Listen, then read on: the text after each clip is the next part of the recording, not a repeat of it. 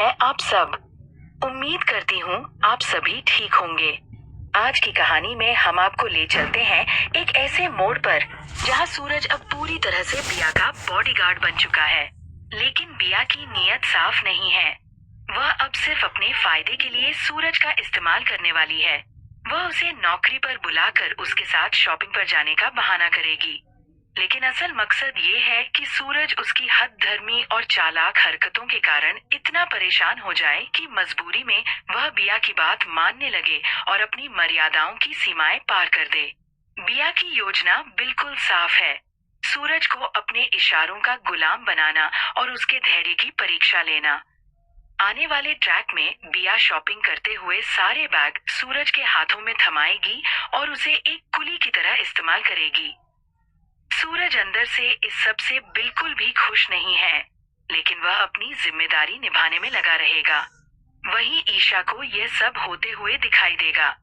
ईशा देखेगी कि कैसे बिया सूरज को बार बार इस्तेमाल कर रही है और उसे मानसिक और शारीरिक रूप से प्रताड़ित कर रही है।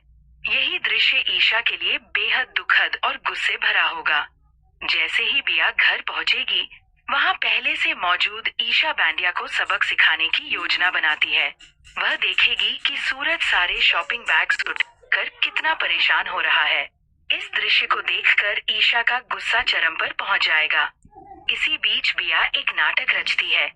वह अपने गले में फल का बीज अटकने का बहाना बनाती है और घर में अफरा-तफरी मचा देती है।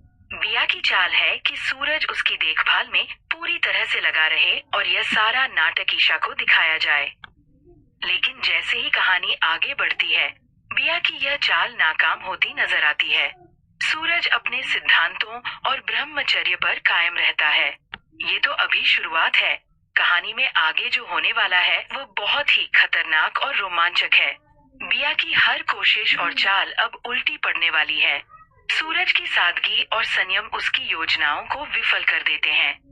लेकिन बिया के लिए मुश्किलें यही खत्म नहीं होती। ईशा इस बार चुप नहीं रहेगी। वह बिया से बदला लेने का पूरा मन बना चुकी है।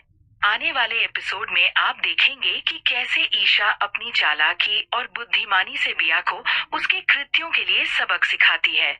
उधर दूसरी तरफ काव्या की तबीयत धीरे धीरे बिगड़ती दिखाई देती है। वह मानसिक तनाव और चिंता के कारण परेशान रहती है। उसकी तबीयत और मानसिक हालत देखकर दर्शकों को भी चिंता होने लगती है। आखिर काव्या को इतनी परेशानी क्यों है? वह किस वजह से इतना तनाव महसूस कर रही है? इन सभी सवालों का जवाब आपको आने वाले ट्रैक में मिलेगा। इस सब के बीच कहानी के ट्विस्ट और रोमांच दर्शकों को बांधे रखेंगे। आने वाला ट्रैक न केवल ड्रामे और ट्विस्ट